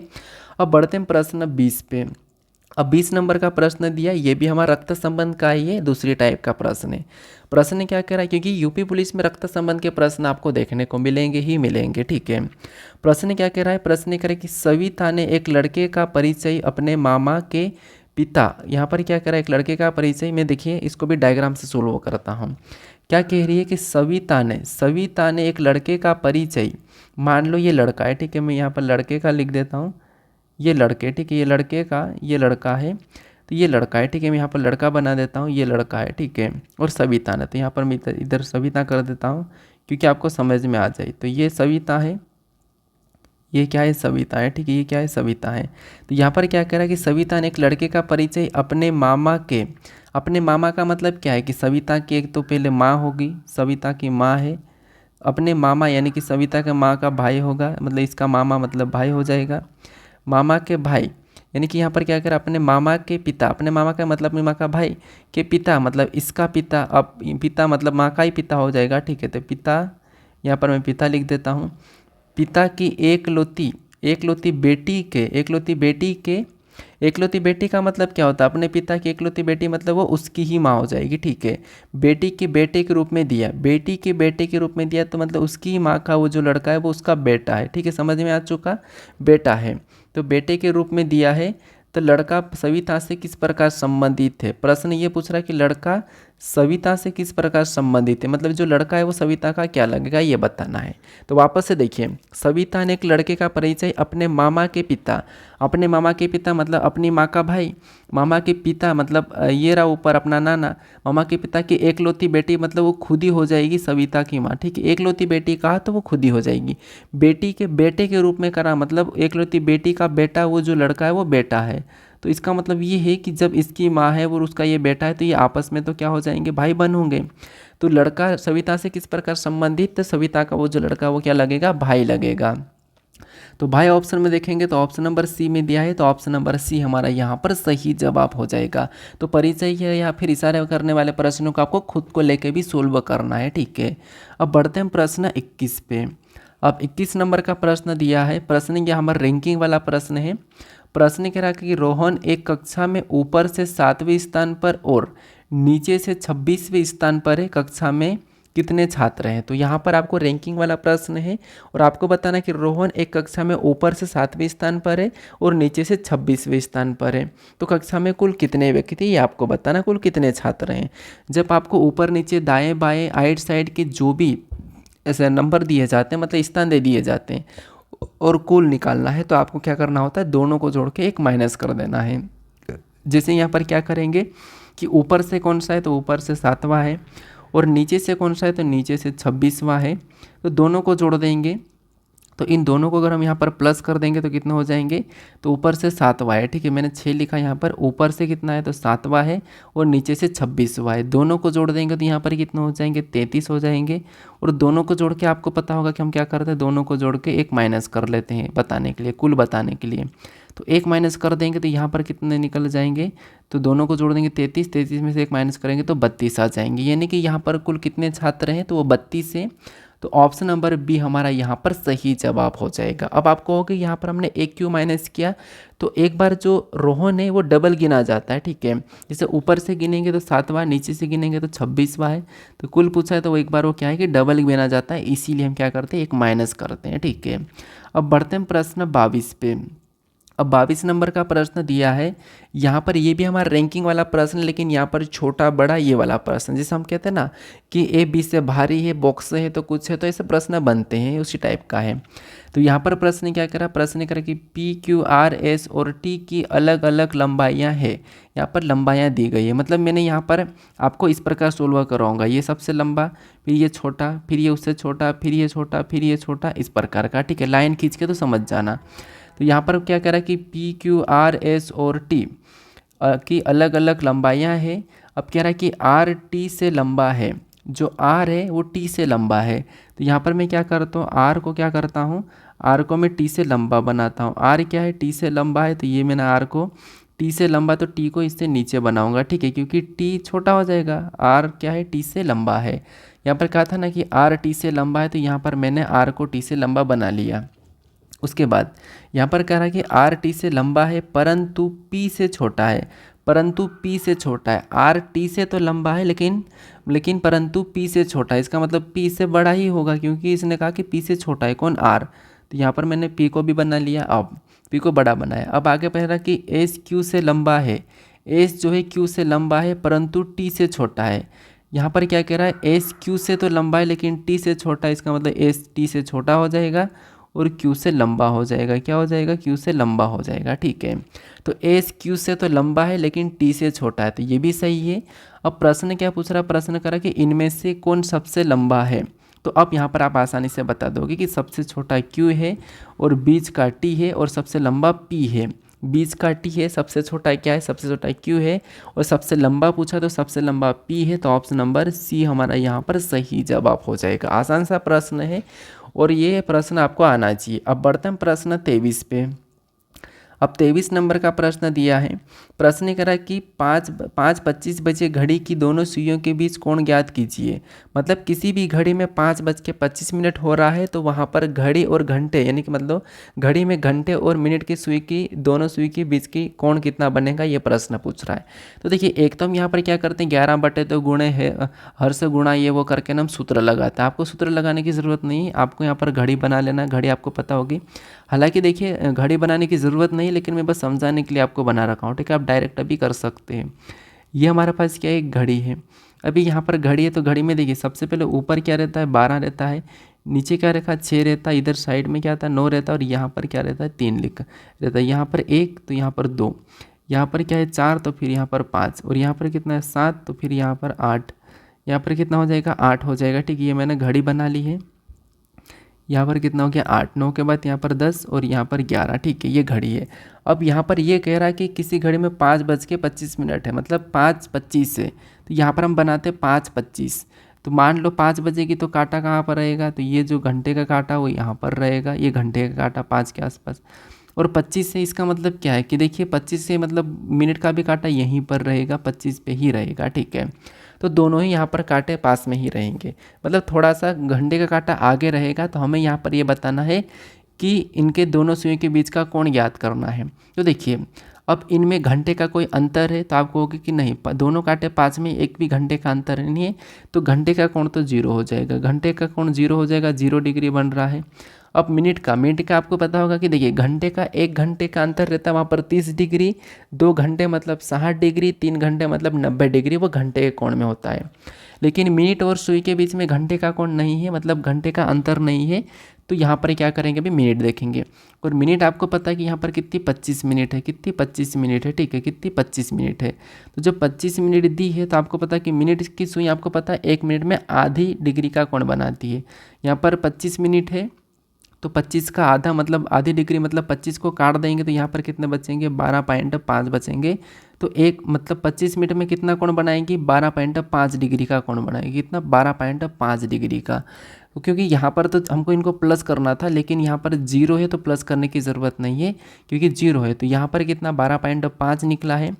ऑप्शन में देखेंगे तो ऑप्शन नंबर हमारे पास यहाँ पर डी में दिया है, तो ऑप्शन नंबर डी हमारा यहाँ पर सही जवाब हो जाएगा। अब आपको थोड़ा समझ में नहीं आया होगा, मैं और समझा दूंगा दूसरे प्रैक्टिस सेट में, आप चिंता ना करें। अब बढ़ते हैं प्रश्न 24 पे। अब 24 नंबर का प्रश्न दिया, यहाँ पर तो आपको ज़्यादा समझने की भी कोशिश नहीं करना चाहिए, आपको खुद से आना भी चाहिए प्रश्न और सोल्व करना, और आपको सही आंसर देना चाहिए, क्योंकि मैं तो प्रैक्टिस करवा रहा हूँ, लेकिन फिर भी मैं समझाने की कोशिश कर रहा हूँ और हर प्रश्न को समझा भी रहा हूँ, ठीक है। अब प्रश्न यहाँ पर कह रहा है कि निम्नलिखित में से किस विकल्प में दिए गए चिन्हों का उपयोग उसी क्रम में करने पर दिया गया समीकरण संतुलित हो जाएगा। मतलब हमें यहाँ पर इस समीकरण में किन दो चिन्हों को यूज करेंगे उसी तरह से कि यहाँ पर समीकरण संतुलित होकर हमारे पास 190 आ जाए, ठीक है। ये हमें प्रश्न पूछ रहा है। तो ऑप्शन ए को सबसे पहले उठाते हैं, पहले क्या है, प्लस है तो प्लस को रखते हैं, दूसरा क्या है, गुणे को रख लेते हैं। अब बोर्ड मास रूल पे सोल्व करेंगे तो सबसे पहले हम गुणा करेंगे। तो 25 पंजे कितना होता है, तो आपको हो गया 25 पंजे कितना होता है, 125 होता है। हम क्या करेंगे, प्लस इसमें 65 को जोड़ देंगे, प्लस क्या करेंगे, 65 को जोड़ेंगे। तो 65 और 125 कितने होते हैं, तो आपको पता होगा 190 होते हैं। मतलब ऑप्शन नंबर ए से ही यहाँ पर सोल्व हो चुका है। ऑप्शन नंबर ए यहाँ पर सही जवाब हो जाएगा। कभी कभी आपको ऑप्शन दूसरा भी चेक करना पड़ सकता है। अभी हमारे पास ऑप्शन नंबर ए से सही हो चुका है, ठीक है। चाहो तो आप चेक कर लो, नहीं आएगा ऑप्शन नंबर ए वाले से ही आएगा, ठीक है। अब बढ़ते हैं प्रश्न 25 पे। अब 25 नंबर का प्रश्न दिया है। प्रश्न क्या कह रहा है, प्रश्न कह रहा है कि एक व्यक्ति एक बिंदु से चलना शुरू करता है, उत्तर दिशा में 2 किमी चलता है, फिर दाएं मुड़ता है और 2 किलोमीटर चलता है, फिर दाएं मुड़ता है और चलता रहता है। अब वो किस दिशा में जा रहा है ये आपको बताए। तो एक तो आपने ट्रिक ये वाली सीखी होगी कि जैसे सबसे पहले मान लो नॉर्थ के बाद क्या है तो ईस्ट के बाद क्या है साउथ के बाद वेस्ट, ये हम लिखते हैं। फिर क्या करते कि जैसे यहाँ पर व्यक्ति चला, एक व्यक्ति एक बिंदु से चलना शुरू करता है और उत्तर दिशा में 2 किलोमीटर चलता है। तो मान लो नॉर्थ में कितना चला, 2 किलोमीटर चला, उसके बाद दाएं मुड़ता है और 2 किलोमीटर चलता है। अभी यहाँ पर इसका दाएं इस साइड हो जाएगा तो यहाँ पर आ जाएगा, 2 किलोमीटर चलता है, फिर दाएं मुड़ता है और चलता रहता है। तो यहाँ से दाएं मुड़ेगा और चलता रहेगा, मतलब यहाँ पर आ जाएगा, और यहाँ पर चलता ही रह रहा है, यहाँ पर चलता रहा है। तो अब वो किस दिशा में जा रहा है, तो आपको होगा कि अभी जो चलता रह रहा है इसका मतलब ये है कि ये साउथ में जा रहा है। ये कहाँ पर जा रहा है, साउथ में जा रहा है। तो साउथ अगर यानी कि दक्षिण देखेंगे तो ऑप्शन नंबर डी में दिया है, ये हमारा सही जवाब हो जाएगा। ये ट्रिक आपको पता होगी। इसको हिंदी में आप ये भी लिखते होंगे उत्तर, उसके उत्तर के बाद पूर्व के बाद दक्षिण से पश्चिम, ठीक है। ये आपने हिंदी में ऐसा सोल्व किया होगा, वो ये ट्रिक लगती भी है। अब यहाँ पर 2 तरीके से हम सोल्व करते हैं। एक तो एक बिंदु से चलना शुरू कर रहा है, ठीक है। एक व्यक्ति एक बिंदु से चलना शुरू करता है और उत्तर दिशा में 2 किलोमीटर चलता है, ठीक है। तो आपको यहाँ से उत्तर दिशा में चलना है, ऊपर उत्तर है तो ऊपर चलाएंगे, और कितना चल रहा है, 2 किलोमीटर। आगे प्रश्न कर रहा है दाएं मुड़ता है और 2 किलोमीटर चलता है। तो ये ऊपर जा रहा था, दायां इसका इस साइड हो जाएगा तो 2 किलोमीटर चलेगा। फिर आगे कह रहा है कि फिर दाएं मुड़ता है और चलता रहता है, तो यहाँ से इस साइड मुड़ा और ये चलता रह रहा है, ठीक है। तो अब वो किस दिशा में जा रहा है ये प्रश्न पूछा, तो आपको पता होगा कि ये दिशा हमारी ऊपर की ओर क्या होता है, उत्तर होता है, नीचे की ओर मतलब राइट में क्या होता है, पूर्व होता है, नीचे की ओर दक्षिण होता है और लेफ्ट में पश्चिम होता है। तो ये नीचे जा रहा है, ये कहाँ जा रहा है, नीचे जा रहा है। तो नीचे कौन सी दिशा है, दक्षिण है, तो ये दक्षिण दिशा में जा रहा है। तो इस हिसाब से भी ऑप्शन नंबर डी यहाँ पर सही जवाब हो जाएगा। ठीक है, आप कौन से तरीके से सोल्व करते हैं मुझे कमेंट करके बताना। चलिए हम बढ़ते हैं प्रश्न 26 पे। अब 26 नंबर का प्रश्न दिया है। प्रश्न क्या कह रहा है, प्रश्न कह रहा है कि एक निश्चित कोड में 2 को P और 3 को N और 9 को Q और 5 को R और 4 को A और 6 को B के रूप में कोडित किया जाता है। उस कोड भाषा में 59, 94, 23 को कैसे लिखा जाएगा, कैसे कोडित किया जाएगा, ये हमें प्रश्न पूछा है। यहाँ पर हमें कोड दिया है, हमें एग्जाम्पल भी दिया है कि 2 को P, 3 को N, 9 को Q और 5 को R, 4 को A, 6 को B लिखा है। ठीक है, मतलब कोडित किया है, तो उसी प्रकार हमें इसका बताना है। तो कुछ नहीं करना है, हमें यहाँ पर संख्या वही दी है जो संख्या वहाँ पर एग्जाम्पल में दी है, तो वहाँ से उठा लेना। और बाकी मैंने अभी वाइट बैकग्राउंड रखा है मेरे इस मतलब जो कि वाइट बैकग्राउंड आपको कैसा लग रहा है मुझे कमेंट करके बताना। इससे पहले मैं ब्लैक रखता था और वहाँ पर येलो पेन चलाता था, अभी मैंने वाइट रखा यूपी पुलिस के लिए। तो अगर आप इससे भी कोई दिक्कत है अगर वाइट बैकग्राउंड से, तो थोड़ा सा मुझे कमेंट करके बता देना, मैं चेंज करवा दूंगा। ठीक है, क्योंकि मैंने सोचा कि वाइट रख लेता हूँ, उसके बाद क्योंकि ब्लैक ब्लैक ब्लैक हो जाएगा, क्लास सेम हो जाएगी, आप सेम लगेगी, इसीलिए मैंने यहाँ पर वाइट रखी है। तो मुझे बता देना कि ये बैकग्राउंड कैसा है। तो देखिए अब हमें यहाँ पर 5 का बताना है। 5 को इसने क्या कहा, आर का है, तो यहाँ पर क्या करेंगे, आर को ले लेंगे। उसके बाद हमें 9 का बताना, तो इसने 9 को क्या कहा, तो 9 को इसने क्यू कहा। यहाँ पर डबल 9 है, तो हम क्या करेंगे, डबल क्यू ले लेंगे। और R double Q option number B में दिया है, आपको पूरा चेक करने की ज़रूरत नहीं, लेकिन फिर भी करते हैं। यहाँ पर 4 को इसने क्या कहा, ए कहा, तो यहाँ पर हम ए को ले लेंगे। 2 को इसने क्या कहा, 2 को इसने पी कहा, तो पी को ले लेंगे। 3 को इसने एन कहा, तो एन को ले लिया। तो ये वाला हमारा ऑप्शन नंबर कहाँ पर मिला था, ऑप्शन नंबर बी में मिला है। तो ऑप्शन नंबर बी हमारा यहाँ पर सही जवाब हो जाएगा, यहाँ पर अलग से कोड करने की भी ज़रूरत नहीं है। अब बढ़ते हैं प्रश्न 27 पे। अब 27 नंबर का प्रश्न दिया है।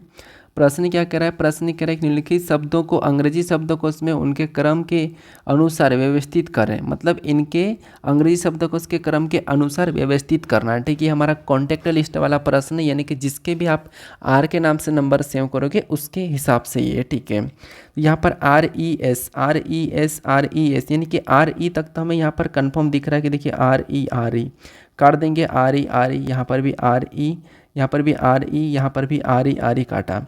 इसमें ऐसे, इसमें ऐसे, इसमें ऐसे, इसमें P है, इसमें ऐसे। तो इनमें सबसे पहले ABCD में कौन आता था, आप कहोगे S से पहले P आता है, तो ये वाला जो हमारे पास है ये पहले नंबर पे आ जाएगा, तो इसको हटा लेंगे और इसको हम पहले नंबर पे ले लेंगे। ठीक है, और बाकी इसमें भी एस है, इसमें भी एस है, इसमें भी एस, तो इसको काटेंगे, एस काटा, एस काटा, एस काटा, एस काटा। अब यहाँ पर क्या है, आई है, यहाँ पर ई है, यहाँ पर सी है, यहाँ पर आई है। तो इनमें सबसे पहले ABCD में कौन आता है, तो आप कहोगे अभी हमारे पास इनमें अगर देखा जाए तो IECI, तो इनमें सी वाला सबसे पहला आएगा। तो सी वाला पहला आएगा, तो इसको हटा लेंगे और इसको 2 नंबर पर ले लेंगे, क्योंकि कितने नंबर पर, 2 नंबर पर। तो 1 2, यहाँ पर क्या है 1 2 नंबर पे ले लिया। उसके बाद इसने कहा अंग्रेजी शब्द में क्रम के अनुसार व्यवस्थित करें, तो यहाँ पर हमने क्या करा, 1 2।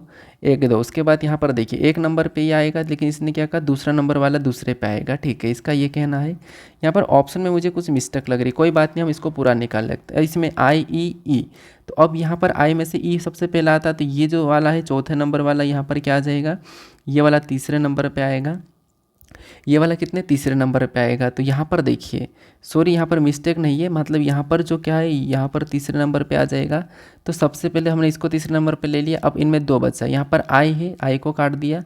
अब डी और जी, इनमें सबसे पहले कौन आता है, तो आप कहोगे ये तीसरे पे, तो अब ये आएगा, तो ये चौथे पे और ये 5वें पे रहेगा। ठीक है, अब देखिए सबसे पहले नंबर पे कौन आया था, दूसरे नंबर वाला, कौन सा, ये दूसरे नंबर वाला। फिर कौन सा आया था, 5वें नंबर वाला। फिर कौन सा आया था, चौथे नंबर वाला। फिर कौन सा आया था, तीसरे नंबर वाला। फिर पहले नंबर वाला लास्ट में चले गया। तो ये ऑप्शन में चेक कर लीजिए, 2 5 4 3 1, 2 5 4 3 1 ओवर ऑप्शन में देखते हैं, तो ऑप्शन नंबर सी में दिया है। ठीक है, तो इस प्रकार के आपको ऐसे प्रश्न को इस प्रकार से सोल्व करना है आपको। अब बढ़ते हैं प्रश्न 28 पे। अब 28 नंबर का प्रश्न दिया है, यहाँ पर आपको कथन दिया है, दो कथन है, उनके दो निष्कर्ष दिए हैं। तो सबसे पहले आपको कथन को समझना है, कथन को सत्य मानना है और उसके बारे में निष्कर्ष क्या कह रहा है आपको ये बताना। तो सबसे पहले हम कथन को समझेंगे डायग्राम से और कथन को सत्य मानेंगे। तो कथन क्या कह रहा है, कथन कह रहा है कि कुछ कार्बन, यहाँ पर मैं कार्बन बनाता हूँ, कार्बन का C ले रहा हूँ, कुछ कार्बन क्या है, तो कुछ कार्बन इसका कहना है कि कुछ कार्बन क्या है, कुछ कार्बन ऑक्सीजन है। तो कुछ कार्बन ऑक्सीजन है, तो यहाँ पर डायग्राम कैसा बनाएंगे, यहाँ पर कुछ कार्बन का ऑक्सीजन के अंदर ले लेंगे और ऑक्सीजन का मैं यहाँ पर O ले लेता हूँ, ठीक है। उसके बाद दूसरा हमें क्या कह रहा है, यहाँ पर देखिए, यहाँ पर कह रहा है कि कुछ कार्बन हाइड्रोजन है। अब इसका ये कहना है कि कुछ कार्बन क्या है, तो कुछ कार्बन हाइड्रोजन है। यहाँ पर क्या है, कुछ कार्बन हाइड्रोजन है। तो यहाँ पर कुछ ऑक्सीजन नहीं कहा, हमें कुछ कार्बन कहा, तो हम कार्बन के ही हिस्से को लेंगे, ठीक है। तो कुछ कार्बन क्या कहा था, हाइड्रोजन कहा था, हमने H ले लेंगे। अगर आप डायग्राम ऐसे बना सकते हो, ऐसा वाला, तो ये गलत हो जाएगा क्योंकि इसने ऑक्सीजन को नहीं कहा है, हमें कार्बन को ही कहा था। कुछ कार्बन क्या है, ऑक्सीजन है और कुछ कार्बन हाइड्रोजन है। तो हमने डायग्राम बनाया कि कुछ कार्बन ऑक्सीजन है, कुछ कार्बन हाइड्रोजन है, ये डायग्राम बना लिया। अब निष्कर्ष को समझेंगे कि निष्कर्ष इसके बारे में क्या कह रहा है। तो पहला निष्कर्ष कह रहा है कि सभी ऑक्सीजन हाइड्रोजन है। क्या आपको सभी के सभी ऑक्सीजन हाइड्रोजन दिखाई दे रहे हैं, तो आप कहोगे सभी ऑक्सीजन हाइड्रोजन है, तो यहाँ पर सभी के सभी ऑक्सीजन हाइड्रोजन नहीं है, जबकि यहाँ तो कुछ भी नहीं है, ये गलत हो जाएगा, ये गलत हो रहा है। फिर यहाँ पर देखेंगे कुछ ऑक्सीजन हाइड्रोजन नहीं है। अब यहाँ पर क्या कह रहा है, इसको समझिए। ये कह रहा है कि कुछ ऑक्सीजन हाइड्रोजन नहीं है, कुछ ऑक्सीजन हाइड्रोजन नहीं है। तो ये बात सही है क्या, तो आप कहोगे कि यहाँ पर तो सही है कि कुछ हाइड्रोजन ऑक्सीजन है, किसका मतलब है। तो मैंने क्या कहा था कि आपको जब कथन में नहीं कहा तो आपको ना नेगेटिव कहना ना पॉजिटिव कहना, ठीक है। और ये कि सभी ऑक्सीजन हाइड्रोजन है, तो नाम हम सभी भी नहीं कह सकते और नहीं है भी नहीं कह सकते हैं। ये दोनों में हमें यहाँ पर नेगेटिव पॉजिटिव दिखाई दे रहा है, ठीक है। तो वैसे तो हालांकि ये दोनों ही गलत है, वैसे तो ये दोनों ही गलत है, लेकिन अगर ऑप्शन में अगर हमें दोनों ही गलत लगाना हो तो दोनों गलत लगाएंगे, या फिर हम इसके अकॉर्डिंग देखेंगे कि यार हाँ, अगर हमें या तो पहला या तो दूसरा ये ऑप्शन में नहीं होगा तो हम दोनों गलत लगाएंगे। लेकिन यहाँ पर दिया है या तो पहला या तो दूसरा अनुसरण कर रहा है, तो या तो देखिए सभी ऑक्सीजन हाइड्रोजन हो सकते हैं, या तो सभी ऑक्सीजन हाइड्रोजन हो सकते हैं या कुछ ऑक्सीजन हाइड्रोजन नहीं है। तो ये दोनों में से कोई एक होगा, तो ऑप्शन नंबर ए यहाँ पर सही जवाब होगा। अब यहाँ पर कन्फ्यूज हो रहे होंगे कि यह वाली कंडीशन में, तो यह वाली कंडीशन में ऐसा है कि कुछ ऑक्सीजन हाइड्रोजन नहीं है, इसका ये कहना है दूसरे का कि कुछ ऑक्सीजन हाइड्रोजन नहीं है। क्या इसका मतलब कुछ ऑक्सीजन हाइड्रोजन नहीं है, तो इसका मतलब क्या कुछ होगा। जब सारे की सारे नहीं है तो कुछ नहीं है, ऐसा कैसे कर सकता। तो आपको पता है कि किसी के बारे में हम जानते ही नहीं, तो ना अच्छा कहेंगे ना बुरा कहेंगे, इसके लिए हम यहाँ पर यह वाली कंडीशन लगाएंगे। हो भी सकता है और नहीं भी है, ठीक है। अगर मान लो यह वाला ऑप्शन में नहीं होता तो दोनों गलत लगा देते हम। अब बढ़ते हैं प्रश्न 29 पे। अब ये वाला जो प्रश्न दिया है ये भी आपके लिए इम्पोर्टेंट होगा, और ऐसे प्रश्नों को हम दो तरीके से सोल्व करते हैं। एक तो रिलेशन के हिसाब से हम बड़ा छोटा देखते हैं, जैसे मैं बता देता हूँ कि ये जिसके तरफ मुंह खुला होता है वो बड़ा होता है, और जिसके तरफ मुंह बंद होता है वो छोटा होता है। और बराबर का मतलब आपको पता है बराबरी, और जहाँ पर नीचे ऐसी लाइन खींची हुई मिल जाती है वो क्या है, उससे बड़ा या संभावना है, ठीक है। बराबर या बड़ा ये संभावना वाला हो जाता है, ठीक है। तो एक तो ये तरीका है। एक हम क्या करते हैं, जैसे मान ले ये क्या है, ये मतलब एक दूसरी फैमिली का है पिता है, ये दूसरी फैमिली का क्या है, तो ये बाप है, और ये उसी फैमिली का क्या है, तो आपको हो गया ये बराबर में बेटा है, ठीक है। तो ये कौन है, तो ये आपको हो गया दादा है, ये कौन है पिता है, ये कौन है बेटा है। तो हम यहाँ पर इसमें देखते हैं, तो आपको पता होगा कि इनमें सबसे पहले ये मतलब मान लो ये दो फैमिली है, ये पहली फैमिली, यहाँ पर दूसरी फैमिली में ऐसा आएगा, ठीक है। कैसा आएगा, तो ऐसा आएगा, कैसा आएगा, ऐसा आएगा। ये दूसरी फैमिली का पिता बाप बेटा हो जाएगा, और ये पहली फैमिली का, ठीक है। मतलब मान लो ये ए फैमिली का है और ये बी फैमिली, एक ये तरीका है। तो आपको पता होगा कि सबसे पहले घर में किसकी चलेगी, पिता की चलेगी या दादा की। तो दादा है तो दादा की चलेगी, अगर दादा नहीं रहेंगे तो पिता की चलेगी, और पिता नहीं रहेंगे तो बेटा की चलेगी, ठीक। ये इस प्रकार की है। अगर घर में आपके घर में दादा होंगे तो फिर दादा की चलेगी, दादा नहीं होंगे तो पिता की चलेगी, पिता अगर नहीं होंगे तो फिर आपकी चलेगी, आपके मजे मजे, इस प्रकार का। तो हम दो तरीके से कर सकते हैं। यहाँ पर देखिए जैसे निष्कर्ष में क्या कह रहा है, पहला कह रहा है कि यहाँ पर एच से आई, मतलब एच बड़ा है तो हमें एच से आई को देखना है। तो एच कहाँ पर है, यहाँ पर है, यहाँ पर एच से आई, हम यहाँ पर एच से आई को देखेंगे। यहाँ पर किसकी चल रही है, तो आपको होगा यहाँ पर कह रहा है कि यहाँ पर दादा की चल रही है। और इधर देखेंगे तो यहाँ पर दूसरे फैमिली का दादा है, ये तो दूसरी फैमिली का दादा है, तो ये नहीं होगा। ये बराबर बेटा है, यहाँ पर क्या है, यहाँ पर भी दूसरी फैमिली का दादा है, तो दूसरी फैमिली का दादा की नहीं चलेगी, इसलिए ये वाला गलत हो जाएगा। इसमें देखेंगे आई से एफ, आई से एफ, तो आई कहाँ पर है, यहाँ पर है। आई से एफ को देखेंगे, यहाँ पर देखिए, यहाँ पर देखेंगे तो आई की चल रही है, मतलब आई की चल रही, लेकिन यहाँ पर एफ की चल रही है, ये भी दूसरी फैमिली की चल रही है, ये भी गलत हो जाएगा। ठीक है, अब ये आपको थोड़ा सा कम समझ में आएगा, मैं जब इसको चैप्टर वाइज में करवाऊँगा तब समझा दूंगा, लेकिन इसको इस तरीके से भी कर सकते हैं। जैसे देखिए इन दोनों में रिलेशन देखेंगे तो यहाँ पर देखिए मुंह किसके तरफ खुला है, तो आप कहोगे मुंह हमारा जे की तरफ खुला है, इसका मतलब जे क्या हो जाएगा, एच से बड़ा हो जाएगा। ठीक है, जे एच से बड़ा हो जाएगा, क्योंकि एच मतलब मुंह, यहाँ पर देखिए जो मुंह है जे की तरफ खुला है। और इन दोनों में रिलेशन देखेंगे तो यहाँ पर बराबर का चिन्ह है, तो जे और के बराबर हो जाएंगे, यहाँ पर क्या हो जाएंगे, बराबर हो जाएंगे, जे और के यहाँ पर बराबर हो जाएंगे, तो बराबर का मतलब बराबर ही रहेंगे। उसके बाद इन दोनों में देखेंगे तो यहाँ पर मुंह किसके तरफ खुला है, आई के तरफ, मतलब कि के से बड़ा आई हो जाएगा। के से बड़ा कौन हो जाएगा, आई हो जाएगा, क्योंकि मुंह जो है आई के तरफ खुला है। फिर इन दोनों में देखेंगे तो मुंह किसके तरफ खुला है, एफ की तरफ, तो एफ जैसे आई से बड़ा भी कौन हो जाएगा, एफ हो जाएगा। आई से बड़ा यहाँ पर कौन हो जाएगा, एफ हो जाएगा, तो एफ को भी हम क्या करेंगे, ऊपर लिखेंगे। ऊपर क्यों लिखेंगे, क्योंकि यहाँ पर मुंह उसके तरफ खुला था, तो आई से बड़ा एफ हो जाएगा। ठीक है, क्या हो जाएगा, आई से बड़ा यहाँ पर एफ हो जाएगा, तो यहाँ पर मैं आई से बड़ा एफ भी बना लेता हूँ। अब हम निष्कर्षों को इसके अकॉर्डिंग समझते हैं। यहाँ पर मुंह किसके तरफ खुला है, तो आपको होगा यहाँ पर एच की तरफ, तो जिसके तरफ मुंह खुला बड़ा मतलब वो बड़ा, तो आई से बड़ा एच कह रहा है। निष्कर्ष से पहला क्या कह रहा है कि आई से बड़ा एच है। क्या आई से बड़ा एच आपको दिखाई दे रहा है, तो आई से बड़ा एच नहीं दिखाई दे रहा, आई से तो छोटा एच है, छोटा एच है। ठीक है, आई से बड़ा एच हमें निष्कर्ष में कह रहा है, लेकिन यहाँ पर एच छोटा है, एच आई से बड़ा नहीं है, छोटा है, लेकिन इसने कहा कि आई से बड़ा एच है, तो ये गलत हो जाएगा। दूसरे को देखेंगे, इन दोनों में यहाँ पर मुंह किसकी तरफ खुला, आई के तरफ।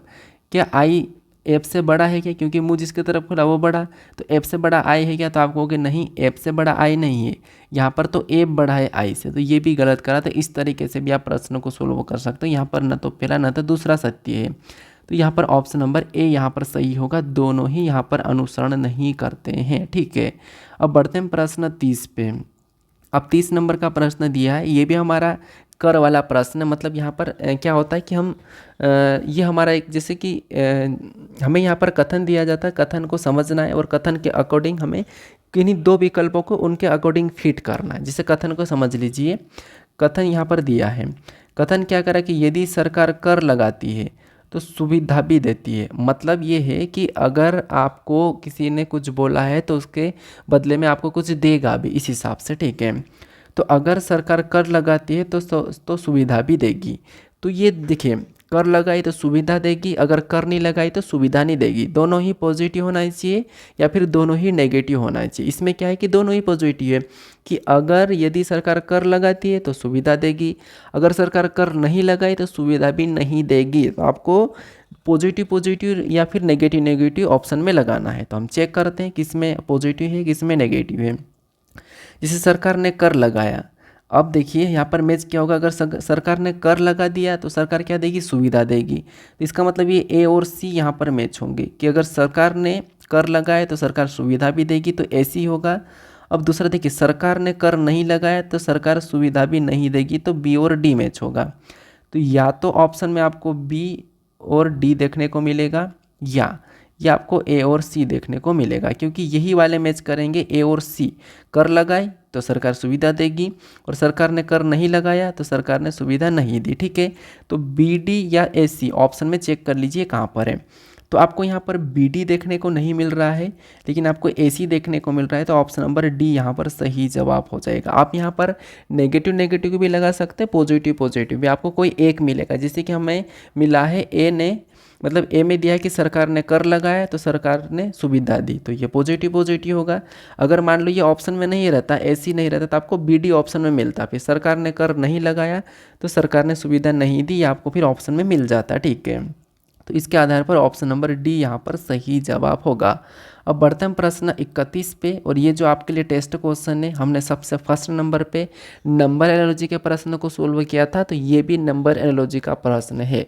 तो इसे आप सोल्व कीजिए अगर आपने पहले वाले प्रश्न को अच्छे से देखा होगा। तो जिस प्रकार 37 का संबंध 100 से है उसी प्रकार 29 का संबंध 76 से, तो सेम तरीके से 24 का संबंध किससे होगा ये आपको बताना है। तो इसका सही जवाब आप मुझे कमेंट करके बताओ।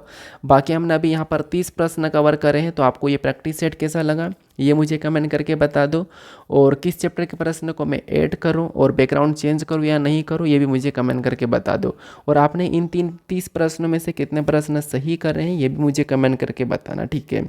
तो ये प्रैक्टिस सेट कैसा लगा आप मुझे कमेंट करके ज़रूर बताना। बाकी हम मिलेंगे अभी एक नए वीडियो में, नेक्स्ट वीडियो में, ठीक है।